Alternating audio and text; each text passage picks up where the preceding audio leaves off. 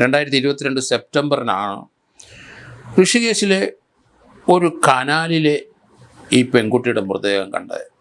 4 ദിവസം പഴക്കമുണ്ട്. അങ്കിത ഭണ്ഡാരി എന്ന ഈ പെൺകുട്ടി 20 ദിവസമേ ആയുള്ളൂ ആ റിസോർട്ടിൽ ജോലിക്ക് വന്നിട്ട്. സുന്ദരിയായ ആ കുട്ടിക്ക് 19 വയസ്സ് മാത്രമേ പ്രായമുള്ളൂ.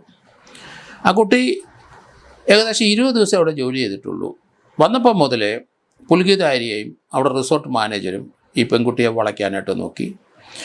അതുപോലെ തന്നെ അവരുടെ സുഹൃത്ത് അൻകിത് ഗുപ്തയും അവരയച്ച പല മെസ്സേജുകൾ അതെല്ലാം സെക്ഷുവലായിട്ടുള്ള മാറ്ററുമായിട്ട് ബന്ധപ്പെട്ട കാര്യങ്ങളാണ്. ഈ കുട്ടി അതിനൊന്നും വഴങ്ങിയില്ല. അതിനുശേഷം ഇവരെ അവിടെ ഈ പെൺകുട്ടിയുമായിട്ട് റിസപ്ഷനിസ്റ്റാണ് അതിനടുത്തുള്ള ആ ഒരു കനാലിൻ്റെ തീരത്തേക്ക് പോയി സംസാരിച്ചു.